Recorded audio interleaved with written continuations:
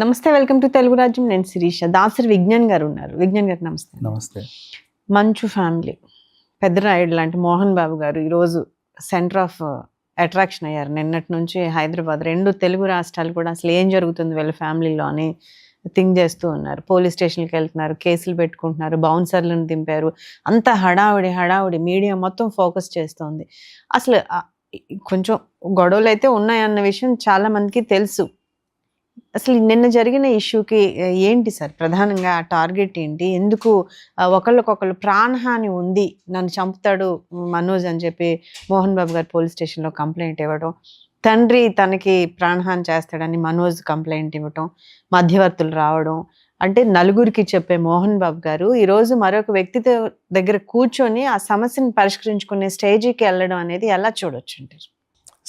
ఏ ఇంట్లో అయినా గొడవలు ఉంటాయి. ప్రతి ఇంట్లో అన్నదమ్ములు ఉన్నప్పుడు అన్నకి ప్యాంటు నాకు నిక్కరా, వాడికి బైకు నాకు సైకిలా, వాడికేమో అది నాకు ఇదా అనే కంపేర్ చేసుకుంటూ బ్రతికే తమ్ముళ్ళు బోల్డ్ అంతమంది ఉంటారు. ఉంటుంది ప్రతి ఇంట్లో కూడా. అండ్ ఇంకోటి, వాడు ముందు ఫస్ట్ పేరెంట్స్కి ఆ భేదాలు అనేవి ఉండవు. కాకపోతే ఏంటంటే, ఇప్పుడు చిన్నోడిని ఒక దెబ్బేశారు అంటే దాని అర్థం ఏంటి? నన్ను కొట్టారు కాబట్టి పెద్దోడిని కూడా కొట్టాలనే రూల్లో వీడు బ్రతుకుతాడు. కాకపోతే చిన్నోడిని కొట్టాము అంటే వాడు ఏదో అల్లరి చిల్లర పని చేశాడని అర్థం. దాన్ని కూడా వీళ్ళు అర్థం చేసుకుంటారు, అది చిన్నతనం కాబట్టి అలాగే ఉంటాడు అని. అంతే కదా. కాకపోతే ఏంటంటే, మనిషి సక్రమంగా వెళ్తారేమో అని చెప్పేసి, అంతేగాని చిన్నపిల్లల్ని అదే పనిగా కొట్టాలని అయితే ఎవరు అనుకోరు. ఇప్పుడు వీళ్ళ ఫ్యామిలీ విషయంలో అంటే, గతంలో శ్రీహరి గారి పాత ఇంటర్వ్యూ ఒకటి చూడండి, డి సినిమా టైంలో అనుకుంటా, ఆయన చెప్పిన ఒక చిన్న విజువల్స్ బయట ఉన్నాయి, చూడండి. అంటే మనకు తెలియదు కాబట్టి వీళ్ళ ఫ్యామిలీలో జరిగేవి, వాళ్ళు వీళ్ళు చెప్తేనే కదా తెలుసుకునే చిన్న చిన్న ఇన్సిడెంట్స్ ఉంటాయి. శ్రీహరి గారు వాళ్ళ ఇంటర్వ్యూలో ఏం చెప్పారు, వాళ్ళందరూ అక్కడ ఇంటి దగ్గర ఉంటే పట్టపగలు రోడ్డు మీద, నడి రోడ్డు మీదకి వచ్చి మంచు మనోజ్ టపాకాయలు కాల్చాడంట. అంటే ఆయనకి ఏదో నచ్చింది, కాల్చాలనిపించింది పిల్లోడికి. కానీ ఎక్కడ కాల్చాలి, ఏ సందర్భంలో కాల్చాలి, ఎలాంటి ఏరియాలో కాల్చాలి, ఎప్పుడు కాల్చాలి, ఇవి తెలియదు. అది పసితనమే. కాకపోతే ఇప్పుడు ఏంటి, ఆ టైంలో ఆ టెరిటరీ మొత్తం ఇప్పుడు బాంబు పోయి వచ్చిపోయేవాడికి ఎవడికో తగిలిద్ది, దానివల్ల ఈ పక్కన ఏదన్నా గడ్డో వామో ఉంటే అది తగలబడుద్ది. నెక్స్ట్ సందర్భం లేని ఇష్యూలో పోలీసులు కూడా రావచ్చు, మేబీ అది లా అండ్ ఆర్డర్ సమస్య కూడా అవుతుంది. చుట్టుపక్కల వాళ్ళు కంప్లైంట్ ఇస్తారు, బోల్డ్ అని జరుగుతాయి, ఒక టెరిటరీ డిస్టర్బ్ అవుతుంది. అది డిస్టర్బ్ అయింది కాబట్టి, అంతమందిని డిస్టర్బ్ చేశాడు కాబట్టి దెబ్బేస్తారు పిల్లోడిని. నేను సరదాగా ఏదో టపాకాయలు కాల్చుకుంటే నన్ను కొట్టాడని వీళ్ళు ఫీల్ అవుతారు. అంటే నాకు సంతోషమే ఇవ్వట్లేదు, నన్ను వీళ్ళు ఆడుకొని ఇవ్వట్లేదు, చాలా ఇది చేస్తున్నారు. అదే పెద్దోడిని చూడు ఎంత చక్కగా చూస్తున్నారు, నన్ను ఎందుకు ఇలా చూస్తున్నారు. కానీ మనం చేసేది అల్లరి చిల్లర పని అని, అది తగలబడుద్దని, వాడెవడో చచ్చిపోతాడని వీరికి తెలియదు. చుట్టుపక్కల వాళ్ళు కంప్లైంట్ ఇచ్చి ఇల్లు ఖాళీ చేపిస్తారని తెలియదు, అంత నాలెడ్జ్ ఉండదు కదా. కానీ పెద్దవాళ్ళు ఏదన్నా అన్నారంటే దానికి 100 కారణాలు ఉంటాయి. అది అర్థం చేసుకొని తనది. అండ్ ఇప్పుడు బయటికి ప్రొజెక్ట్ అవుతున్న కథ చెప్పాలంటే, విష్ణు అనేవాడిని ఒక సైకోలా చూస్తారు బయట ప్రపంచంలో. హీఈస్ ఎ జోకర్, స్నో అన్న ట్రోల్స్ చేస్తారు. మనోజ్ బాగా డీసెంట్, అసలు ఇట్లా అంటే కూడా ఏమి అండు, చాలా సున్నితం, మృదు స్వభావి, ఇలాంటివన్నీ ఉన్నాయి. తెర మీద కనబడేది వేరు, ప్రాక్టికల్గా జరిగేది వేరు. తాగొచ్చి తలుపులు తంతాడు మనోజ్, తాగొచ్చి తలుపులు తన్నాడు విష్ణు. అక్క తమ్ముడు కలిసి విష్ణు మీద చాలా రూమర్స్ చేస్తాడు. వీళ్ళు అందరి హీరోలతో వీళ్ళు సఖ్యంగా తిరుగుతూ ఉంటాడు, ఈయన తిరగడు. తన ఇంట్లోనే ఉంటాడు, నేను నాన్న నేను అంతే. ఏమన్నా ఉంటే సిస్టమ్ ముందు ఏదో ఒకటి చేసుకుంటూ ఉంటాడు, లేదంటే బిజినెస్లు చూసుకుంటూ ఉంటాడు. ఇప్పుడు ఎవరన్నా పార్టీకి పిలిచినా వీళ్ళిద్దరు వెళ్తారు, తను రాడు. ఎక్కడైనా ఫంక్షన్కి పిలిచినా వీళ్ళిద్దరు వెళ్తారు, తను రాడు. టూర్లకి గట్రా పిలిచినా వీళ్ళిద్దరు వెళ్తాడు, తను రాడు. ఆ టూర్లకి వీళ్ళు వెళ్ళినప్పుడు సాటి హీరోలు అంటే ఇక అందరు కొలీగ్సే కదా, అక్కడ ఇతన్ని కమెడియన్ని చేసి వాళ్ళు నవ్వుతూ ఉంటారు. సొంత తమ్ముడే అలా చెప్పేసరికి మిగతా వాళ్ళు కూడా హే హే అని నవ్వుతారు. ఓవరాల్గా జరిగేది ఇది. అండ్ నెక్స్ట్ ఇక ఆస్తుల గొడవ. 7.5 సంవత్సరాల క్రితమే మోహన్ బాబు గారు వీళ్ళందరికీ ఆస్తులు ఇచ్చేసాడు, ఇంత అని. కాకపోతే మన విష్ణుకి ఒక ఇదనిపించింది, ఏమని, నాన్న ఉన్నంత వరకు దీన్ని మనం మొబిలైజ్ చేయడానికి వీల్లేదు. రీజన్ అమ్మడానికో, లేకపోతే తాకట్లు పెట్టడానికో, లేకపోతే ఇంకెవరికైనా ఇవ్వడానికో, గిఫ్ట్ ఇవ్వడానికో, వాటెవర్ నువ్వేమైనా చేసుకో, ఇవ్వడానికి వీల్లేదని గట్టిగా రూల్ పెట్టాడు. అయితే 2 ఏళ్ల క్రితం బయటున్న వార్త, అది నిజమో కాదో తెలీదు, భూమా అఖిలప్రియకి అక్కడ సొంత నియోజకవర్గంలోనే గొడవలున్నాయి. అంటే అక్కడ ఏవి సుబ్బారెడ్డితో. ఈమె 10,000 ఇచ్చినా కోటేయమంటే ఏవి సుబ్బారెడ్డి 15,000 ఇచ్చైనా సరే ఆమెకి వేయొద్దని చెప్పే టైప్. అక్కడ వాళ్ళిద్దరికీ గొడవలు ఉన్నాయి. ఇద్దరు ఒకటే పార్టీ బేసిక్గా. సో ఎలక్షన్ టైంలో పాపం ఆవిడకి కొంచెం నిలబడడానికి ఏదో అవసరం పడింది. అవసరాన్ని కాస్త చెల్లి తీర్చాలనుకుంది. చెల్లి తీర్చాలంటే హస్బెండ్తో పర్మిషన్తోనే తీర్చాలి. హస్బెండ్ దగ్గర ఏముందో దాన్ని మొబిలైజ్ చేయాలి. ఈయన దాన్ని ఏదో చేద్దాం అనుకుంటే విష్ణు అడ్డుపడ్డాడు. నో, నేను ఆల్రెడీ ఒక రూల్ పెట్టా, నాన్నున్నంత వరకు అది చేయకూడదు. లేదు నేను చేస్తాను అంటే ఆ టైంలో జరిగిన గొడవ ఫిలిం నగర్ పార్థసారథి గొడవ. ఓకేనా, సరే అది అయిపోయింది. నెక్స్ట్ ఏదో రకంగా పెళ్లి చేసుకున్నారు. ఈయన 7 years బ్యాకే యాక్చువల్గా ఎప్పుడు ఆస్తులు ఎప్పుడు ఇచ్చారు అంటే, తను విష్ణుకి పెళ్ళి అయిపోయింది. ఎవరితో? వైఎస్ఆర్ ఫ్యామిలీ చెందిన అమ్మాయితో. ఇతనేమో భూమా మౌనికని ప్రేమించాడు. ఈ ప్రేమ వ్యవహారం ఇంట్లో నచ్చకపోయేసరికి వీళ్ళు కొంచెం అపోజ్ చేశారు. ఒక ఆవిడనిచ్చి పెళ్లి చేశారు. ఆవిడతో ఇతను సరిగ్గా ఉన్నాడా అంటే లేదు, ఆవిడ విడాకులు ఇచ్చేసి వెళ్ళిపోయింది. ఎందుకులే ఇక నువ్వు నాతో లేనప్పుడు ఎందుకు వచ్చిన గొడవ అని. తను బెంగళూరులో కాపురం పెట్టాడు. ఈవిడ విడాకులు ఇచ్చేసింది. అటు మౌనిక కూడా ఆల్రెడీ పెళ్లి చేసుకున్న ఆవిడ, తను కూడా విడాకులు ఇచ్చేసింది. ఒక బాబు అయితే ఉన్నాడు, వీళ్ళకి కలిసి ఉంటున్నారు. మొన్న పెళ్ళి అయిపోయింది. గతంలో ఎప్పుడైనా తెలుసా అండి వీళ్ళిద్దరు పరిచయం ఉన్నారా? ఎవరెవరు? మౌనిక అని మనోజ్ వీళ్ళు లవ్లో ఎప్పటి నుంచో ఉన్నారు. పెళ్లి కాకముందు నుంచే వీళ్ళు ప్రేమలో ఉన్నారు. సో ఆ విషయం ఇంట్లో ఎప్పటికీ ఒక చిన్న అపోజ్. అంటే ఏంటంటే 2 పార్టీలు, పైగా ఏమో వీళ్ళకి నచ్చలేదు, ఆయనకు నచ్చింది అంతే. ఈ గొడవలు ఎప్పటి నుంచో ఉన్నప్పుడు మళ్ళీ లక్ష్మి గారికి వెరోనిక గారికి గొడవ ఇన్ సెన్స్ ఏదో ఒక చిన్న విషయాల్లో మాట పోయింది. 7 years నుంచి వాళ్ళు కూడా మాట్లాడుకోవట్లా. ఇలా జరిగినటువంటి ఇదిలో ఎవరెవరు మాట్లాడుకోవట్లా. పెళ్లి కూడా జస్ట్ ఏదో అట్లా వచ్చారు వెళ్ళారు అంతే.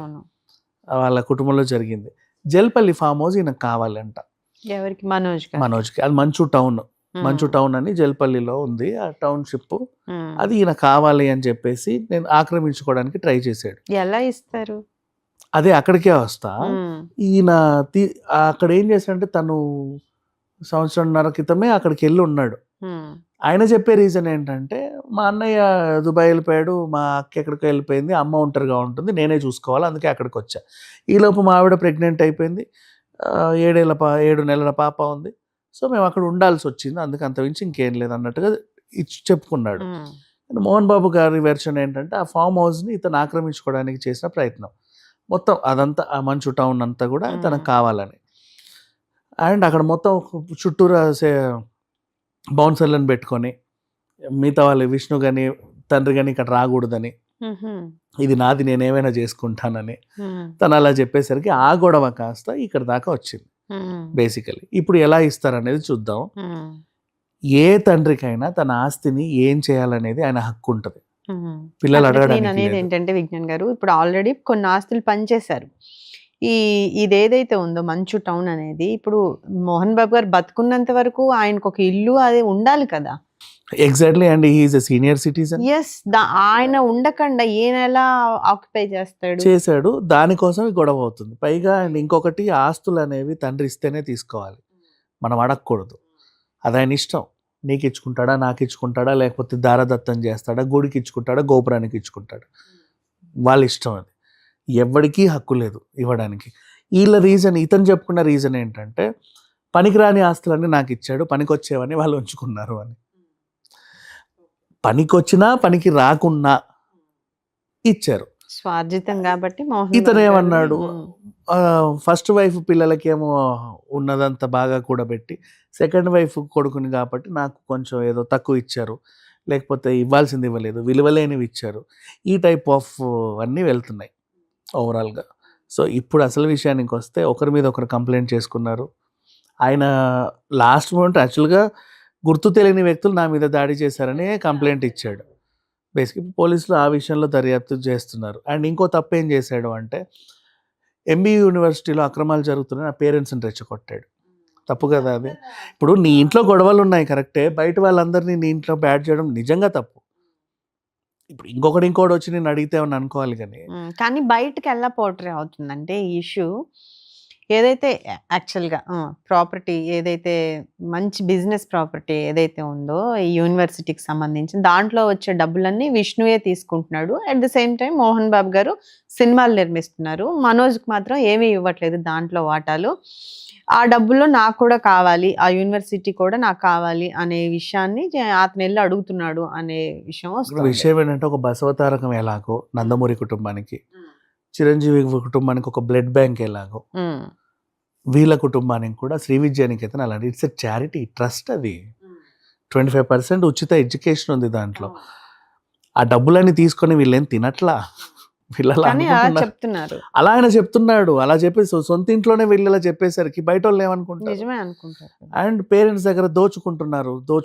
ఇప్పుడు ఒక స్కూల్ గురించి బిజినెస్ ప్రాక్టికల్గా చెప్తా. స్కూలోడు నా బస్సే ఎక్కాలి అని ఒక రూల్ పెడతాడు.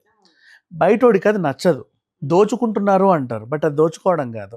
ఆ టెరిటరీలో, స్కూల్ టెరిటరీలో ఆ బస్సే వస్తుంది, ఆ బస్సు వెళ్తే టైంకి తీసుకొస్తుంది, ఏ టైంకి పట్టుకెళ్ళుద్ది. మీరు మిగతా బైకులు కార్లు అన్నీ వేసుకొచ్చేసరికి అక్కడ ఒక గందరగోళం ఉంటుంది. సో నీట్గా వాళ్ళు మా బస్సే ఎక్కాలి అని చెప్తారు. అంటే అందరూ ఈక్వల్గా ఉండాలని. ఇప్పుడు ఒకడేమో ఆటోలో దిగుతాడు, ఒకడేమో రిచ్ బీవైడీలో దిగుతాడు, ఇంకోడేమో హెలికాప్టర్లో దిగుతాడు. అలా ఉండొద్దు, అందరూ ఈక్వల్ అని చెప్పడానికి. నెక్స్ట్ యూనిఫామ్ మా దగ్గరే కొనాలి అంటారు, బయట కొనొద్దు అంటారు. ఆ సేమ్ కలరే కదా మేము కొంటామని వీళ్ళు అనుకుంటారు. But nothing like that. Reason ఏంటంటే నువ్వు ఒకసారి వేరే స్కూల్స్లో బయట నుంచి కొనే యూనిఫామ్స్ చూడు, రెడ్ కలర్ కింద వైట్ కలర్ పైన వేసుకోవాలనే ఉంటుంది. కనీసం ఒక 100 షేడ్స్ రెడ్ కనిపిస్తుంది నీకు. ఒక్కొక్కటిది ఒక్కో రంగు ఉంటుంది, రెడ్డే చూడ్డానికి. ఒకటిదేమో లైట్ షేడ్ ఉంటుంది, ఒకటి డార్క్ షేడ్ ఉంటుంది, ఒకటిదేమో షిమ్మర్ ఉంటుంది, ఒకటి ఇంకేదో ఉంటుంది. మళ్ళీ వైట్ షర్ట్, ఒకటి పాలిస్టర్ వేస్తాడు, ఒకటి కాటన్ వేస్తాడు, ఒకటి 2 జేబులు కుట్టించుకుంటాడు, ఒక జేబే కుట్టించుకుంటాడు. రకరకాలుగా ఉంటాయి. అలాంటి వింతలు ఉండొద్దు, అందరు ఈక్వల్గా ఉండాలని ఇక్కడే కొని జావండి అని చెప్తారు. వాడు ఒకటే తాను తెస్తాడు. స్టూడెంట్స్ అందరికీ అలా కనిపిస్తుంది. స్కూల్ రూల్స్ అవి. నెక్స్ట్ ఫుడ్ ఇక్కడే తినాలి, మీరు బయట తినొద్దు అంటారు. పిల్లలకి ఎలాంటి పోషణ ఇవ్వాలి, ఏం చేయాలనేది స్కూల్ యాజమాన్యానికి తెలుసు. నువ్వు ఏదేదో తీసుకొచ్చేస్తే వాడు వచ్చి ఇక్కడ కక్కుకున్నాడంటే ఏంటి అని. వీళ్ళేమంటారు, దోచుకుంటున్నారు. Nothing like that. సో ఇవన్నీ నిర్వహించడానికి వాడికంటూ ఇప్పుడు ఆ బస్సు నడపడానికి పెట్రోల్ అయినా, ఆ డ్రైవర్కి జీతమైనా, కండక్టర్ జీతమైనా ఇవ్వాలి కదా. అలా కొన్ని బస్సులు వీళ్ళ దగ్గర ఫీజుల్లోనే వసూలు చేసి వాళ్ళకి ఇస్తారు. ఇది వీళ్ళు దోపిడీ అంటారు, కానీ దోపిడీ కాదు, వాడి కాన్సెప్ట్ అది. బేసికలీ తన వాళ్ళ ఆ కాన్సెప్టే అంత. ఇంకా చెప్పాలి అంటే వాడు ఏం చేస్తున్నాడంటే అందట్లో యూనిటీని చూస్తాడు. అప్పుడు అందరూ ఇప్పుడు చూడు ఇంటర్నేషనల్ స్కూల్స్, ఇవి నేను చెప్పే పాటించే స్కూల్స్ అన్నీ కూడా ఒకలాగే ఉంటారు. స్టూడెంట్స్ అంతా టీ-షర్ట్స్ ఇచ్చినా, ప్యాంట్స్ ఇచ్చినా, ఏమి ఇచ్చినా. ఈ ఇష్యూలో మంచు లక్ష్మి గారి ఒపీనియన్ ఏంటండి? వచ్చారు, వెళ్ళిపోయారు. నిన్న వచ్చిన వార్తలు ఏంటంటే ఆవిడ ముంబై నుంచి ఫ్లైట్ దిగి రావడం, ఆవిడ వచ్చేంతవరకు ఈయన కంప్లైంట్ ఇవ్వాల, ఆగాడు. ఆవిడ వచ్చి వెళ్ళిపోయింది. వెళ్ళిన తర్వాత ఈయన వచ్చి పోలీస్ స్టేషన్లో కంప్లైంట్ ఇచ్చాడు. అక్క సపోర్ట్ మనోజ్కే ఉంది అనుకోవచ్చు. బేసిక్గా అలాగే అనుకుంటున్నారు. ఇప్పుడు దీనిపైన బయట కనబడే రూమర్స్ చెప్తారు చూడు. సంక్రాంతి వచ్చేది, మా అల్లుడు ఇంటికి వస్తున్నాడు, అల్లుడేమో దర్జాగా ఇట్లా నడుచుకుంటూ వస్తాడు పులిలాగా అనుకుంటేనేమో ఇట్లా అయిపోయాడు. ఓకేనా. అండ్ ఆళ్ళగడ్డలో భూమా మౌనిక వాళ్ళ సిస్టర్ భూమా అఖిలప్రియ, ఆవిడేంటంటే ఏదో చిన్న ల్యాండ్, హఫీజ్పేట్ ల్యాండ్ వివాదం ఉంటేనే ఎవరినో కిడ్నాప్ చేసిందని గతంలో చూశారు. అన్నా చెల్లెళ్ళు కూడా ఒకరి మీద ఒకరు కేసులు పెట్టిన దాఖలాలు ఉన్నాయి. ఆ ఎలక్షన్ టైంలో మన ఎవరు లోకేష్ వచ్చినప్పుడు కూడా జగత్ విఖ్యాత్ రెడ్డి నా కొడకల్లారా అని చెప్పేసి నా వార్నింగ్ ఇచ్చిన వీడియోలో ఉన్నాయి. ఇవన్నీ చూసి మరి వాళ్ళింటి అల్లుడికే ఇట్లా జరిగితే వీళ్ళు ఊరుకుంటారా? వెంటనే ఎత్తండ్రా కత్తి తీయండ్రా బండి అన్నట్టు అందరు వచ్చేసి మోహన్ బాబు ఇంటి మీదకి ట్రాక్టర్లు వేసుకొస్తారా, అందుకే 100 మంది బౌన్సర్లను పెట్టుకున్నాడా అనే రూమర్లు బయటకు వచ్చాయి. నెక్స్ట్ మళ్ళీ ఒక మేమ్ మీమ్స్ చేస్తారు కదా మామూలుగా. పెదరాయుడు మీద చాలా కామెడీలు ఉన్నాయి, ఇది సరదాగే తీసుకోవాలి. ఈ పక్కనేమో విష్ణు, ఈ పక్కనేమో మనోజ్. ఆస్తి నాది అని ఈయన, ఆస్తి నాది అని ఆయన, మధ్యలో పెదరాయుడు ఉన్నాడు. వాడిది కాదు వీడిది కాదు నాది అని చెప్పి మంచి లక్ష్యం వస్తుంది. ఇలా సరదాగా కూడా మీమ్స్ చేశారు. అండ్ మళ్ళీ రాయలసీమలో కన్నప్ప బ్యాన్ అంట, మంచు మనోజ్ ఫ్యాన్స్. ఇట్లాంటి న్యూస్లు అంటే చూడు, ఇప్పుడు ఒక పెద్ద ఫ్యామిలీ బయటికి వచ్చింది అంటే ఆ న్యూస్లు ఏంటో వినేవాడు ఉంటాడు, దాని మీద ఆర్టికల్స్ రాసే వాళ్ళు కూడా బోల్డ్ అంత మంది ఉంటారు. సో ఓవరాల్గా జరిగింది ఇది. బట్ ఇక్కడ విషయం చెప్పాలంటే చాలా మంది అంటున్నారు మోహన్ బాబు గారు అది, మోహన్ బాబు గారు ఇది అని. సౌందర్య ఇంటిని కబ్జా చేశాడు, అదే జల్పల్లి ఫామ్ హౌస్ అంటున్నారు. ఇట్లాంటి రూమర్స్ 100 క్రియేట్ చేస్తున్నారు వీళ్ళ ఫ్యామిలీ పైన. బట్ తెర మీద మీకు కనబడేది మాత్రం ఒకటి, తెర వెనుక జరిగేది ఇంకొకటి. చిన్నప్పటి నుంచి ఇప్పటి వరకు కూడా మనోజే అగ్రెసివ్ వీళ్ళ ఫ్యామిలీలో. తనే అగ్రెసివ్, ఎవరి మాట వినేవాడు కాదు. తను ఒకటి పెట్టుకున్నాడు ఏంటంటే వీళ్ళు నన్ను అవాయిడ్ చేస్తున్నారు అని. That was not right. అసలు అది ట్రూతే కాదు. మోహన్ బాబు గారి మీద చాలా ఇష్యూస్ ఉన్నాయండి. లక్ష్మీ పార్వతి గారు అప్పట్లో డబ్బులు ఇచ్చారు, సూట్ కేసులు మోహన్ బాబు గారి ఇంటికి వెళ్ళాయి అనేది ఒక ఎలిగేషన్ అయితే, సౌందర్యకు సంబంధించిన 100 ఎకరాల ఆస్తి కూడా మోహన్ బాబు గారు రాపించుకున్నారు అనేది ఇంకొక ఎలిగేషన్. ఇదే కాదు, మళ్ళీ అప్పట్లో దాసనారాయణరావు గారి బినామీ, ఎన్టీఆర్ గారి బినామీ, వాళ్ళు వెళ్ళిపోయాక వాళ్ళ ఆస్తులన్నీ దొబ్బేశాడు, అందుకే ఈ రోజు ఇంత రిచ్ గా ఉన్నాడు అన్నారు. ఇప్పుడు దీనికి ఒక క్లియర్ ఆన్సర్ చెప్తాము. మోహన్ బాబు గారు 500కి పైగా సినిమాలు చేశాడమ్మా.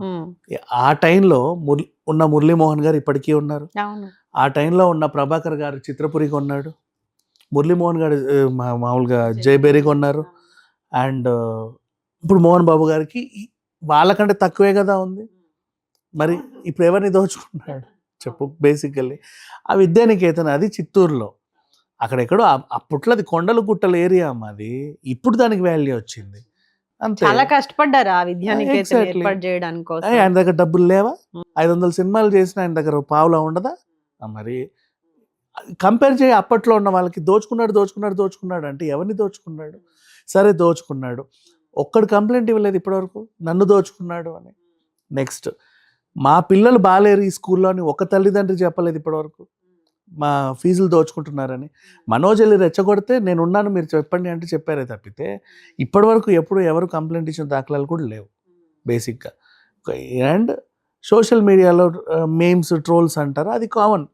ఆయన పెద్దరాయుడు చేసినప్పటి నుంచి ఇప్పుడు మొనకొబ్బరి మట్ట వచ్చింది, అది స్పూఫ్, దాన్ని అలాగే తీసుకోవాలి అంతే, అంతమించి ఇంకేం లేదు. ఇప్పుడు వీళ్ళు రాసే వార్తలు ఏవైతే ఉన్నాయో మోహన్ బాబు గారి పైన, ఇదంతా కూడా ఒక ట్రాష్. ఆయన కంప్లైంట్ పెట్టాడు ఇప్పుడు నాకు ప్రాణహాని ఉంది అని. దీని అర్థం ఏంటంటే ఇప్పుడు ఈ ఆస్తి మనది, మన ఇద్దరిది, పెద్ద ఆయన ఉన్నంత వరకు దీన్ని మనం నీదే, అవును, దీన్ని ఏం చేయడానికి లేదు. దాని మీద వచ్చిన ఇప్పుడు నేను దీన్ని అమ్ముతాను అన్నాను అంటే పెద్ద ఆయన ఉండకూడదనేగా అర్థం. ఇండైరెక్ట్గా చూడు, ఆయన ఉన్నంత కాలం దీన్ని ఏం చెయ్యొద్దు, నేను దానికి ఒప్పుకోవట్లేదు అంటే ఆయన ఉండొద్దనే కదా, అది ప్రాణహాని. దానికి సంబంధించిన కంప్లైంట్ పెట్టి రైట్, చూద్దాం ఎలా పరిష్కారం వస్తుందో, వేచి చూద్దాం. రైట్, థ్యాంక్ యూ విజ్ఞాన్ గారు.